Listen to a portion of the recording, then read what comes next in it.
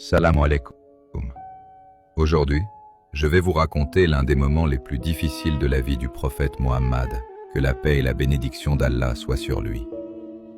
Après des années à appeler les gens à l'islam à Mecca, les persécutions devenaient de plus en plus dures.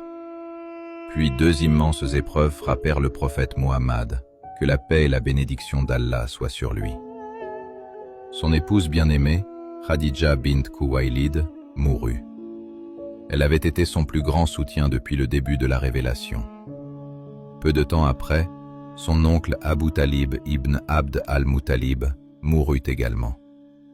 Même s'il n'était pas musulman, il protégeait le prophète Mohammed, que la paix et la bénédiction d'Allah soient sur lui, contre les attaques des Quraysh. Cette année fut appelée l'année de la tristesse. Le prophète Mohammed, que la paix et la bénédiction d'Allah soient sur lui, décida alors de partir vers Taïf avec son fidèle compagnon Zayd ibn Haritha, qu'Allah l'agrée. Il espérait trouver des gens qui écouteraient le message d'Allah. Après un long voyage sous la chaleur du désert, ils arrivèrent enfin à Taïf.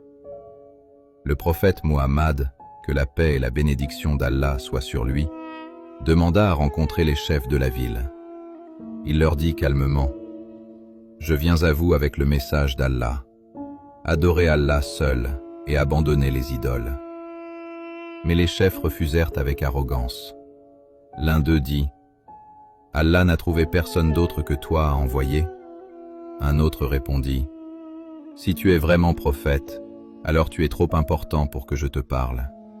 Et si tu mens sur Allah, alors tu ne mérites même pas que je te réponde. » Malgré leur dureté, le prophète Mohammed, que la paix et la bénédiction d'Allah soient sur lui, resta patient.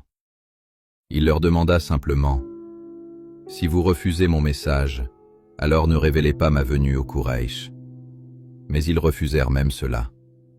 Ensuite, les chefs appelèrent les esclaves, les habitants et même les enfants de la ville.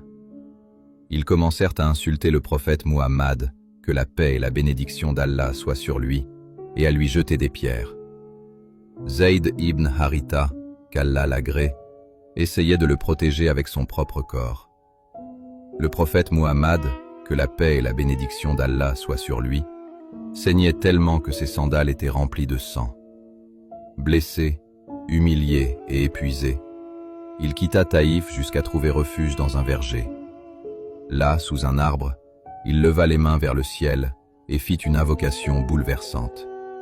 Il dit : « Ô Allah, c'est à toi que je me plains de ma faiblesse, de mon manque de moyens et de l'humiliation que je subis auprès des gens. Ô le plus miséricordieux des miséricordieux, tu es le Seigneur des faibles et tu es mon Seigneur. À qui me confies-tu ? À un étranger qui me maltraite ? Ou à un ennemi à qui tu as donné pouvoir sur moi ? Si tu n'es pas en colère contre moi, alors cela m'importe peu. Mais ta protection est plus vaste pour moi. » Les propriétaires du verger furent touchés par son état. Ils envoyèrent leur serviteur chrétien, Hadas, avec une grappe de raisin.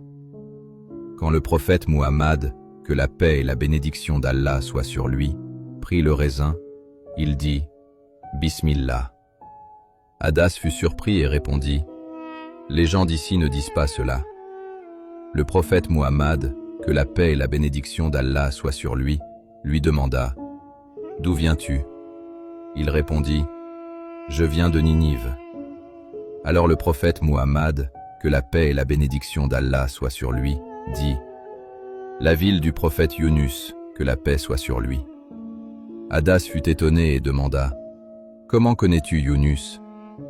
Le prophète Mohammed, que la paix et la bénédiction d'Allah soient sur lui, répondit : « C'était un prophète d'Allah, et moi aussi je suis un prophète. » En entendant cela, Hadas embrassa la tête et les mains du prophète Mohammed, que la paix et la bénédiction d'Allah soient sur lui.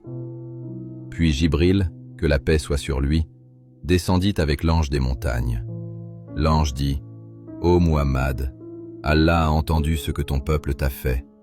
Si tu le souhaites, j'écraserai les habitants de Taïf entre les montagnes. » Imaginez ce moment. Après avoir été insulté, humilié et blessé, le prophète Mohammed, que la paix et la bénédiction d'Allah soient sur lui, aurait pu demander leur destruction. Mais il répondit avec miséricorde, « Non, j'espère qu'Allah fera sortir de leur descendance des gens qui adoreront Allah seul, sans rien lui associer. » Voilà qui était le prophète Muhammad, que la paix et la bénédiction d'Allah soient sur lui. Même blessé, il pardonnait. Même rejeté, il gardait espoir. Même humilié, il faisait preuve de miséricorde.